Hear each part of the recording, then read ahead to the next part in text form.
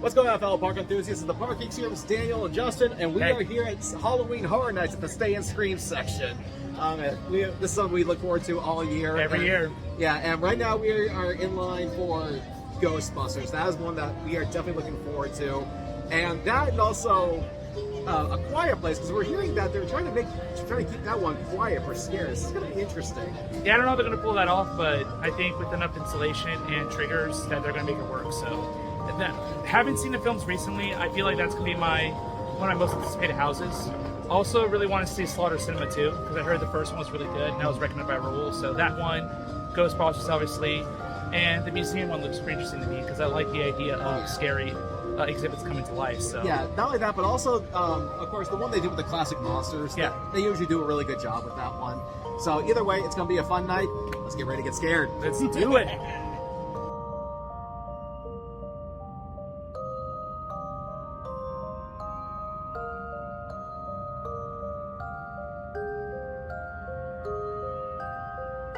Okay, we're first house tonight. We got Ghostbusters Frozen Empire. That's right. Now this is the one we've been waiting for here because as we said in the stream, the newer Ghostbuster movies are more appropriate for horror nights.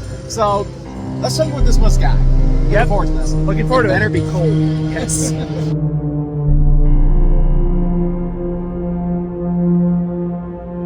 Okay, this one we may have to come back to. This is actually maybe, as he pointed out, this year's Last of Us. Because the first time we did The Last of Us, when that came around, the horror actors weren't all there. And we got word that half the horror actors in here were missing. Yeah, so I think that's going to be the case for any first house we do, but luckily we got Express, so we can probably give our updated thoughts later. But overall, I feel like this house was pretty solid. Oh, Set yeah. design. Because honestly, like, it was a spectacle. Yeah. It was something to behold.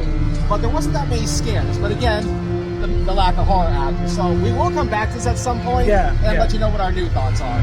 So stick around. Stick around then. And now it's time to piss off my endocrinologist as I try this tasty thing. Yes, as a diabetic, I should not be eating this, but I will bolus the extra insulin anyway. Oh, look at this thing. It looks too cute to eat.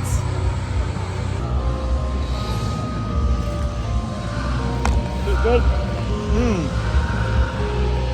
Classic s'more. Sorry, Dr. Munez. All right, next up we have A Quiet Place. Now, this one we've been hearing some interesting things about. In fact, that they're trying to make things quiet as part of the house. Yeah, I don't know how they're going to do that, but we'll see if this is going to be the evolution of houses to produce isolation of conga line. Let's see it. Let's see this house come to fruition. I'm really excited for this one. Yeah, I mean, I never would have figured that this would have become a franchise either, but the first one we did see, which is good. We haven't seen the others, right. But... Well, I saw the second one. The second one's, I think it's better. Yeah. First one's still pretty good, though. So, let's see what it's got. All right, see you inside.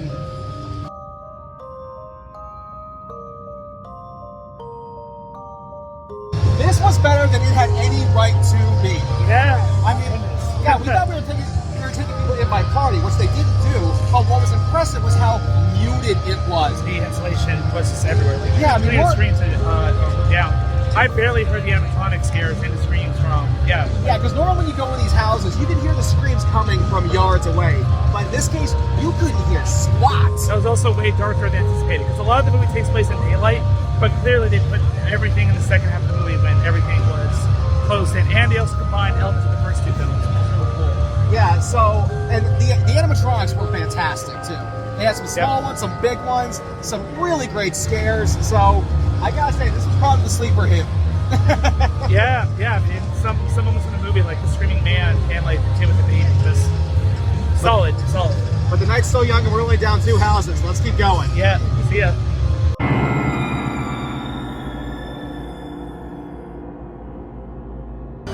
All right, next up we have the Insidious house. And I've only seen the first movie from this franchise, but it was good. So, I'm not sure what to expect from this house. Me neither. But it's been around for a while. I think it's spawned like 3 or 4 sequels. So hopefully, I've been hearing a lot of secondhand hype about this house. So we'll see if it'll deliver. Yeah, if anything, if it can get me convinced me to check out the other movie, then I will say it's a success. Yep. So we'll find out shortly. See you then.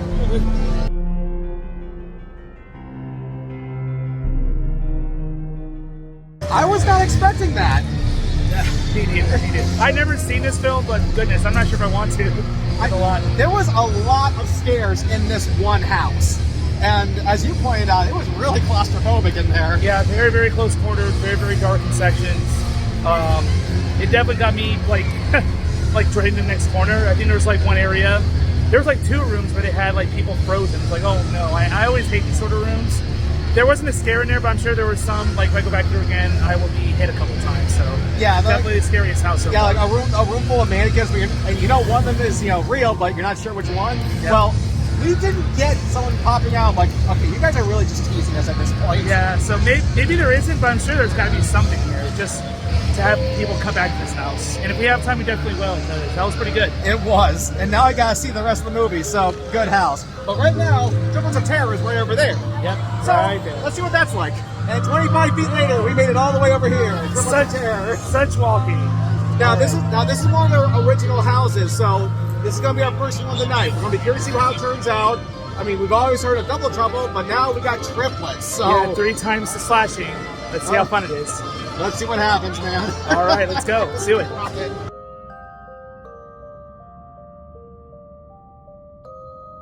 Well, that was actually rather interesting. Yeah. It actually told a story.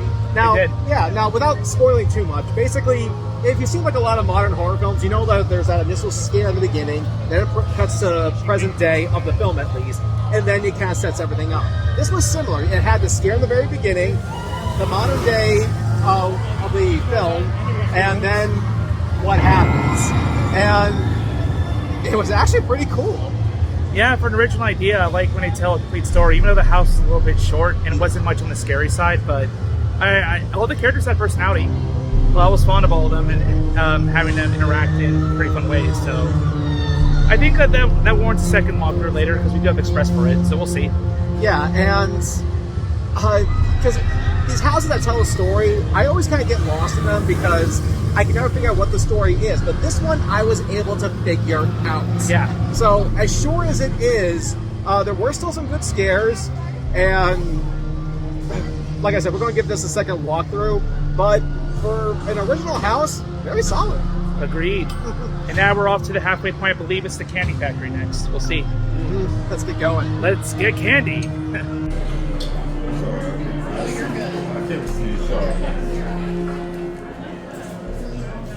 All right, next up we got Major Sweet's Candy Factory. Now I know a lot of people are getting like Willy Wonka vibes from this, but right. I don't think that's going to be the case. Yeah, and especially since this house is a prequel to a scare zone that happened in 2022, where the kids ran rampant in the streets. So we'll see what creative direction they'll take this in. Yeah, and being diabetic, if the scares don't kill me, the scents will. So let's see. All right.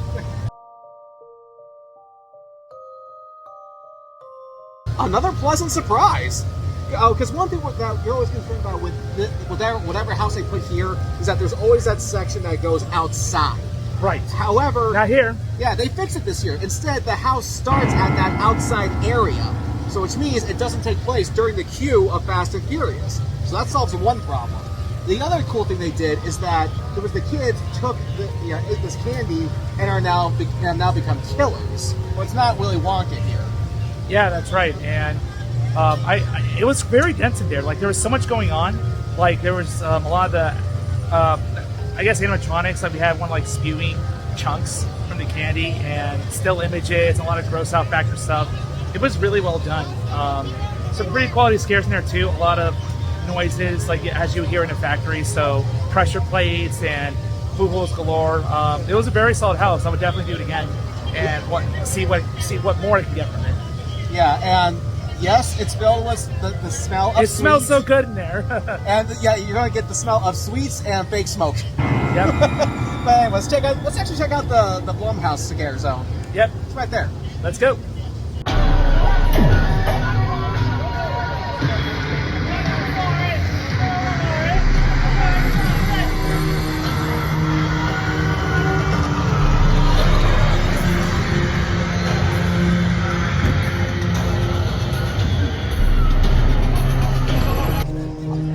Okay, and now we're going to check out the new Nightmare Fuel Nocturnal Circus show. Now, these guys have been having the Nightmare Fuel show for about 3 years now. Yep. And it's been a little bit different each time. But now we're talking about a nocturnal circus.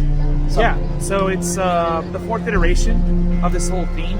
So we'll see if it's going to follow the same protagonist or just continuity or just a brand new timeline. So, but we can just go into there's going to be probably plenty of fire effects. That's just the MO of this thing. Probably play acrobatics, some magic tricks. So we'll see. Like hopefully there's something in here that'll allow us. Yeah, because honestly, with a name like that, part of me wonders if this is going to be like Cirque du Soleil, where it's just like one act after the other, or if there's going to be a continuing story. So, but hey, let's find out. Yep, let's go.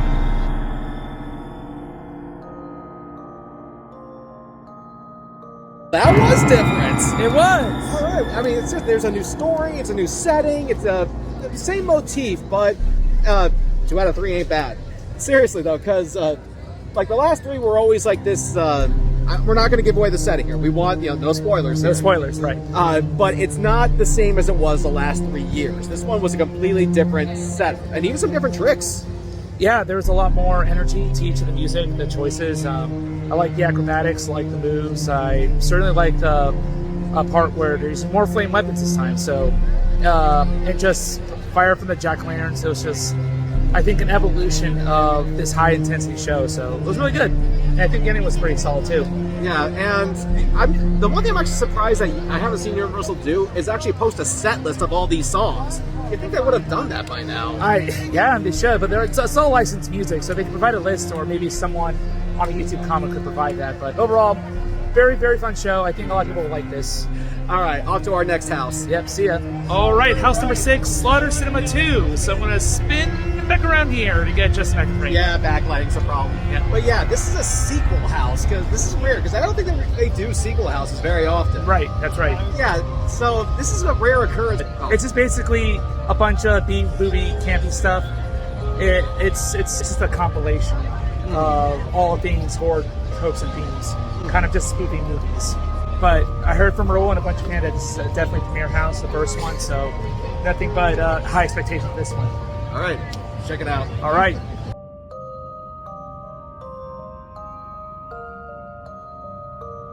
All right, and we're back from Slaughter Cinema 2. This was so much fun. It was. Especially if you know your B horror films, like there's a lot of great winks and nods to those movies. And being a music geek, I can't believe they actually had a heavy metal reference in there. And I was wondering why there was such a punk motif this year. And now I get why.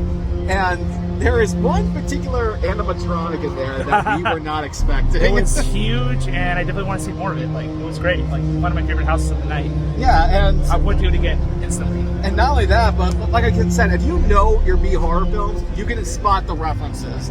Okay, we're going to give one away here. Like they had mummy strippers. Yep.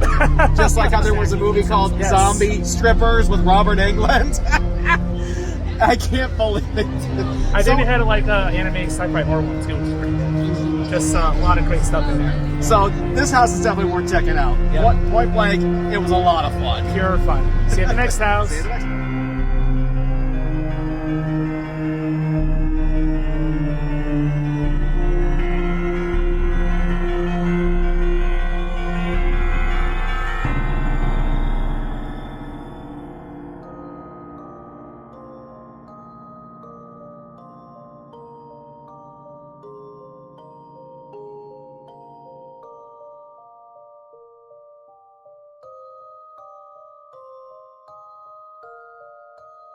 Because of the weird lighting, we're starting here at Eternal Bloodlines. The Monsters house is here.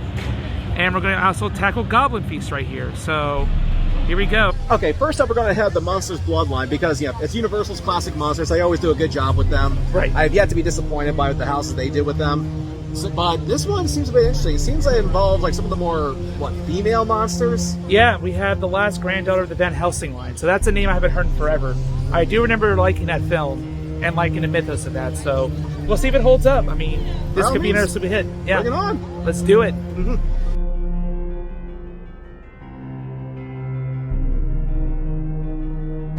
Okay, we just finished Eternal Bloodlines, and the length is good.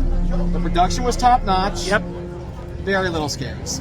Yep, definitely the tamest of the monster houses. I guess too much dead space between scares and Wasn't really too surprised with what I had seen, but I enjoyed the premise of the story. I think it was cool seeing Van Helsing. Van Helsing's daughter is basically taking over the family business, and she has to fight off all these monsters. We do see, and it's not just Dracula. We do get a werewolf, we do get a mummy, we do get Frankenstein's bride, but again, there was just there could have been so many more scares in there. Yep. I gotta say, Universal Monsters, you let me down. Yeah, it might unfortunately rank in the bottom half, but I don't think it's gonna be the worst house of the night. It's just underwhelming. That's all. I mean, well, let's see if Goblin Feast does any better. Let's do it.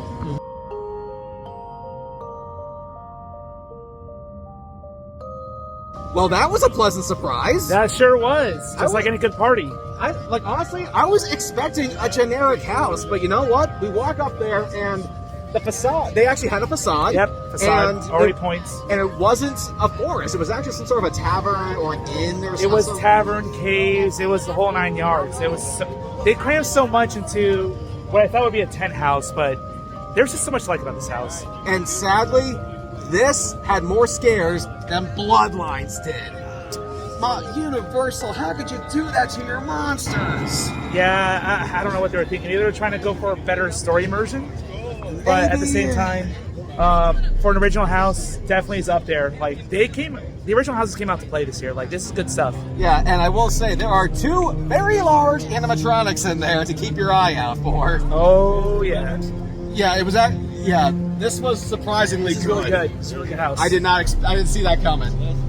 I mean, yeah, they were fun scares, but damn it, a scare is a scare. It got something out of me. Yeah, great costume design as well.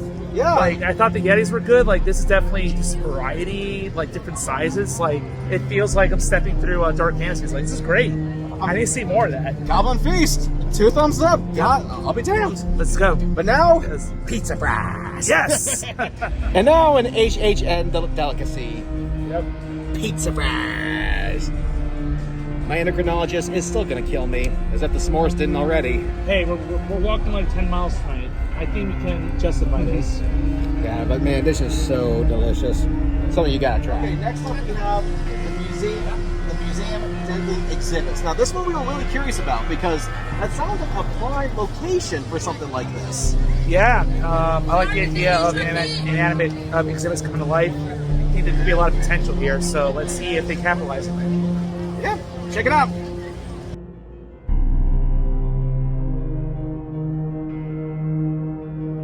Okay, well, how should I put this? Not as bad as Bloodlines, but not as good as Goblin Feast. Yeah, it was. I don't know what I was trying to do, honestly. Didn't really feel like we were going through a museum, just kind of like isolated scenes, just a bunch of ideas thrown together. Yeah, it sort of felt like that whole that prison 2 years ago. Yeah, where they kind of just jumbled a bunch of monsters together and like, okay. Yeah, I mean, I was expecting like exhibits to come to life, and we've seen what exhibits look like. Okay, you got those weird artifacts that are under glass. Yeah. I would expect to see something like people like them breaking out of it or something like coming to life behind the glass, but that wasn't in there. No, it wasn't. It just. But there was a little bit of progression. I'll give it credit that we did see the costumes go from deranged humans to actual living objects of the stone itself, because the stone corrupts the exhibit. But outside of that, it was more tell, don't show. And yeah, and they do like go after the museum staff, which is cool. Don't get me wrong. And there were definitely more scares in there. It was also a little short too. Yeah, but, yeah, one of the shorter ones. I just feel like this was wasted potential. Yep. All right, we got one more house. Let's do it. Another staple of Horror Nights is Mel's Dine-In becomes Mel's Die-In. Yeah, I just kind of wish they would deck out the inside a little bit more. I mean, come on, it's hard. The last house of the night, Monsters of Latin America. So, shift around this way. Yeah, this one you were looking forward to the most. Yeah, because I heard a lot. It had a lot of great hype from Hollywood. I know Kurt wasn't the biggest fan of this, but I feel like if they're going to redo this house, like they might make some tweaks to make it even better. So, but to judge myself, I know some of the myths here, like La Llorona and the Chupacabra, and like other myths here. So we'll see what's in the house. I'm very curious. Yeah, let's see what other cultures can bring to the horror table. Let's do it. All right.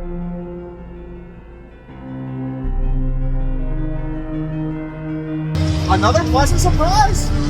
That should just be the theme of the whole event. Just pleasant surprises, maybe things we didn't really ask for initially, but I'm glad that we got our version of Monstros, the Monster Latin American here, since I think it definitely lived up to the horrific folklore of the culture, especially with Jonah and then his heartbeat woman later on, and then I believe some sort of like skeleton collector later on. So that was it's a pretty well-balanced house. All three of them got a chance to shine.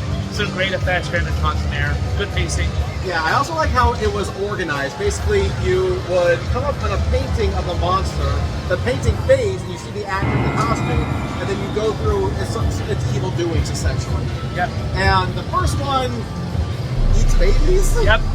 That's a bit much, but okay. Yes. There's also 2 enormous animatronics in there, plus a stilt walker. So, yeah, keep up your guard here, people. Yep, and everything was in Spanish, so they kept faithful to the whole original folklore. And it was pretty interesting to hear what they were saying, but just typical stuff when people are scared. So, yeah, a very solid house. And before we call it a night, we still have to review Ghostbusters. Yep. So, let's get that one more Take shot. 2, let's go.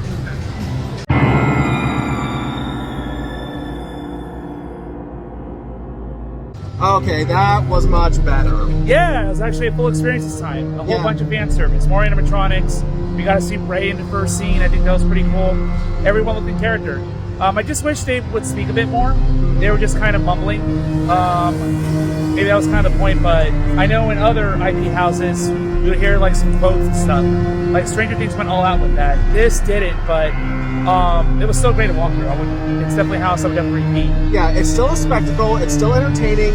I just wouldn't say it was the best IP house this year. Yeah. Which one is it? You'll find out on the next Dreamcast. Yep. But all in all, yeah, this was definitely a much better experience. All the actors were there. There were some more like references to the other films that were great. And there were some places where I think they probably could have added a scare. But all in all, and the other weird thing too is that well, you see in the opening of the movie, that big frozen room, you see all the people in. Yeah. You would think that room in there would be cold, but it wasn't. No, we had to wait until the frozen firehouse at the very end. Yeah, but all in all, a much better experience. Indeed. So, All right. so what was our favorite houses? What were the goods? What was the bad? Find out on the next Dreamcast. See you then. This is the Park Geeks signing off.